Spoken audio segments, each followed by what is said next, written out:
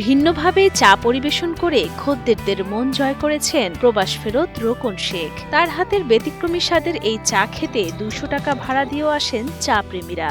এমনকি রোকনের হাতের জাদুকরি চায়ের স্বাদ নিতে 1 ঘন্টা অপেক্ষা করতেও পিছপা হন না তারা। আমি ভোজেশ্বর থেকে আসছি এখানে, অনেক দূর থেকে, প্রায় 200 টাকার মতন গাড়ি ভাড়া দিয়ে। এখানকার চাটা খুব ভালো, এই জন্য। এই ড্রাগন টিটি স্বাদ নিতে অনেক দূর থেকে আসছি এবং প্রায় আধা ঘন্টার উপরে আমার মেয়ে এখনো চা পায় নাই। ড্রাগন, পিনিক, জলপাই, এমনকি বড় বাপের বড় পোলা সহ 51 পদের বাহারি স্বাদ ও নামের চা পাওয়া যায় রোকন শেখের দোকানে।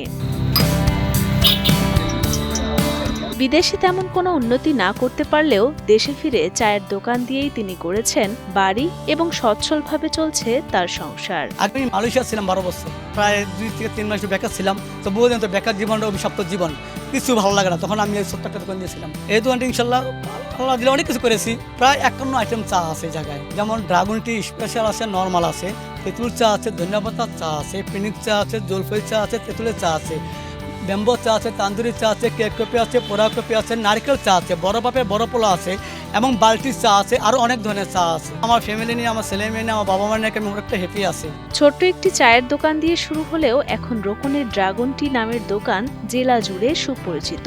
লেবুর পাতা, খোসা, কালোজিরা, ধনিয়া পাতা ও আদার রসের সংমিশ্রণে ড্রাগন টি তৈরি করেন রোকন শেখ।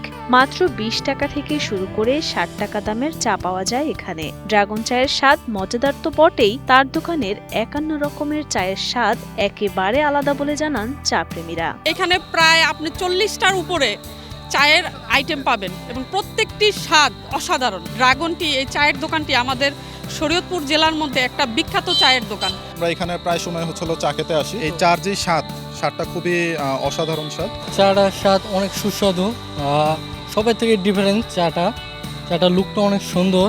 শরীয়তপুর জেলার নড়িয়া উপজেলার পণ্ডিতসর এলাকার বাসিন্দা রোকন শেখ। তিনি জানান, শুরুতে তার পথ চলা এতটাও সহজ ছিল না। প্রবাস থেকে ফিরে মুদির দোকান দিলেও করোনার সময় লোকসানে পড়েন তিনি। হঠাৎ একদিন টেলিভিশনে গরম পানি ও লেবুর উপকারিতা সম্পর্কে জানার পর চা বানিয়ে স্থানীয়দের খাওয়ান তিনি। সবাই বাহবা দেয়ায় ছোট্ট একটি চায়ের দোকানও দেন। তারপর থেকেই বাড়তে থাকে তার ব্যবসার পরিধি।